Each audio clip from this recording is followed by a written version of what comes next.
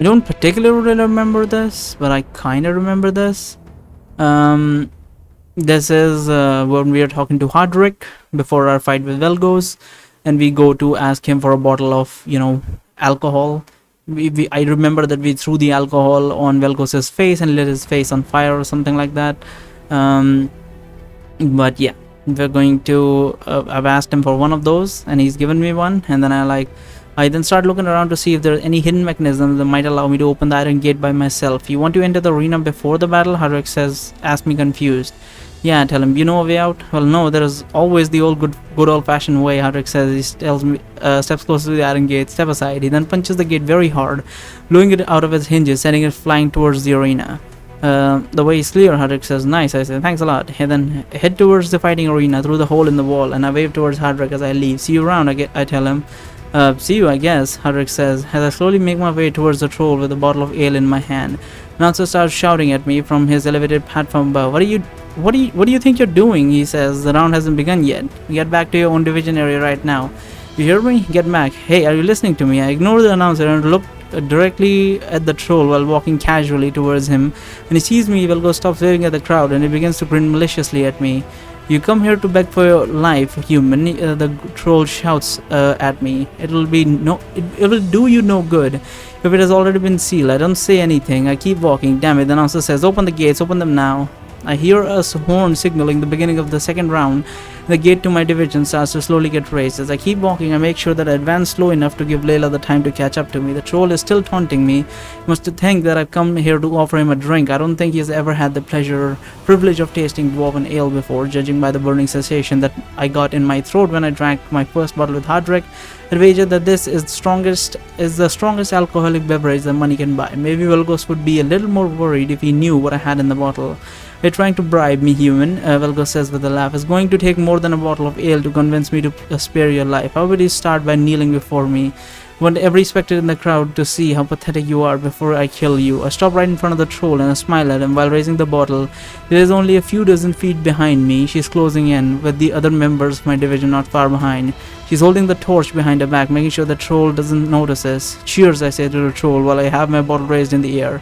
What are you trying to, Velgo starts to say, but I don't let him finish his sentence. I quickly grab the bottle by its neck and smash it into the troll's skull, covering him in dwarven ale from head to toe.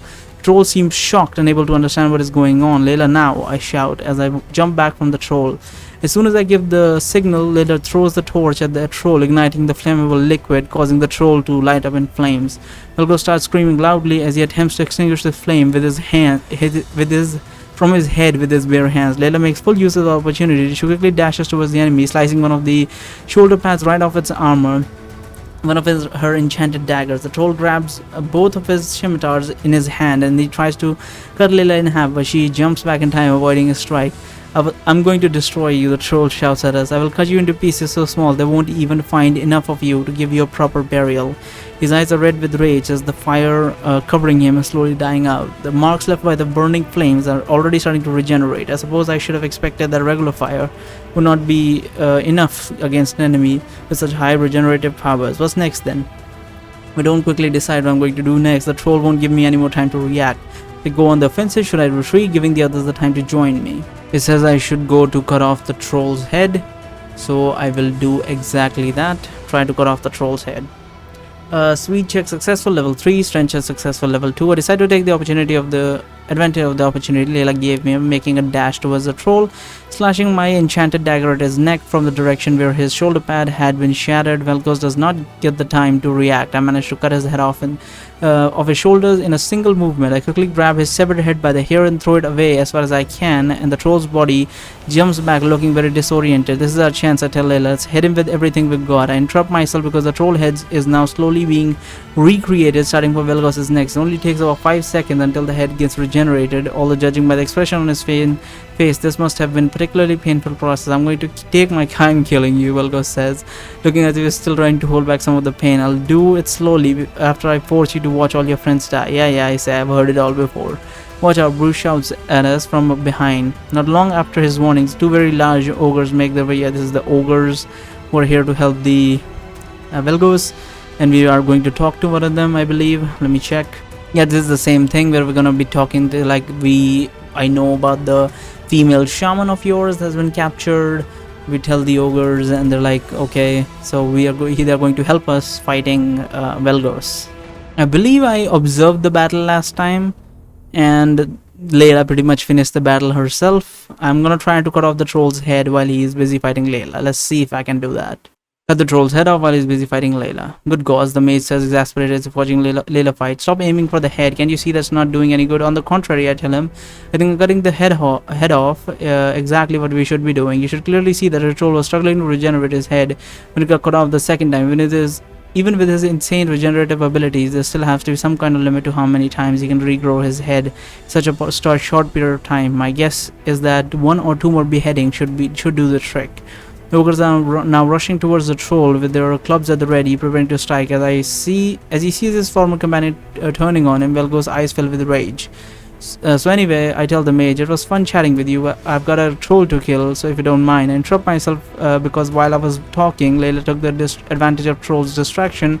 She managed to cut off the head again. Yeah, this time he has like no nose, and he like can't breathe, and he dies. Yeah, it's the same thing as observing, I suppose. So at this point, I chose to leave the scimitars right at that place, that the ones the Velgos dropped, but it says choose to take both scimitars, so I'll do that. Decided to take both the scimitars because it would be waste to just leave them here. I put both the weapons in their sheath, then hooked the 2 sheaths to my belt. Human, one of the we have fulfilled, and we're gonna tell them where the hostage is, and we're gonna run around. Alright, this is the point where we are being asked to fight a duel. I don't remember what the point of the duel is, but let me check. I think if you kill people in the duel, and if you're undesirable, then you won't have to fight them when the undesirable fight happens. But yeah, you can accept the duel or not accept the duel, that sort of thing. This is a simple choice where Darren and we are quote-unquote fighting. The Olender comes and is like, why aren't you fighting? And we're like, fuck you. So basically you can choose whatever you want. I'll just choose what I chose last time. I chose, are you okay? Your face is all red. Maybe you should call a doctor. I don't need a doctor. Yeah, whatever. Which instant? I ask him. This instant? You mean this instant right now? Or yeah, this just same shit. I've read this. Okay, so here's the next thing. This is where we are offered a deal to fight. Let's read that. Not long after the departure of the ambassador, the announcer officially ends the fight between me and Darren and declares me as the victor of the battle due to Darren's surrender. Then preparing to return to my division room, the announcer stops me, telling me that I was scheduled to fight to the death with a gladiator from the 6th division right after my battle with Darren.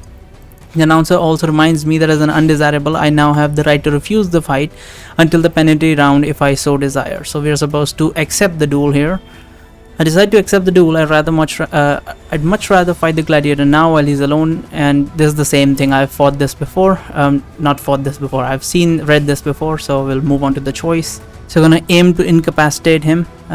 We have some guy standing in front of me. I think I tried to incapacitate him, which ended up in my death, but this time I should have the stats for that. Aim to incapacitate him.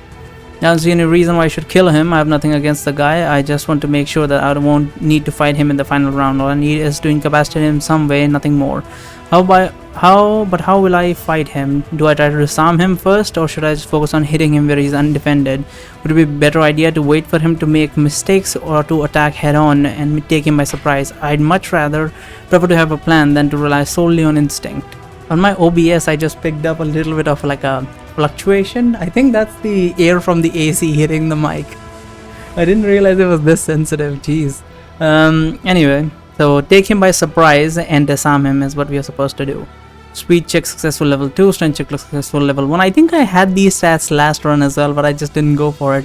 As I finished planning my attack, and this gives me a pointer that if I have some good stats, I should use options that would, utilize those stats. In what was the other game? Medieval Fantasy. They used to like show what stats you would need, as far as I can remember, and that's why it was a little bit easier to make choices. But here, not so much. As I finish planning my attack, the man reaches my position. He stops about a dozen feet away from me, measuring me up with an arrogant smile on his face. He doesn't say anything, but it's pretty obvious what he's thinking. He clearly cannot picture himself losing this fight. We both wait for the announcer to give us the signal once our battle officially begins. Gladiator charges at me directly with his axe raised in the air, ready to strike. It's going to be a bit hard to take him by surprise when he's trying to do the exact same thing to me at the same time.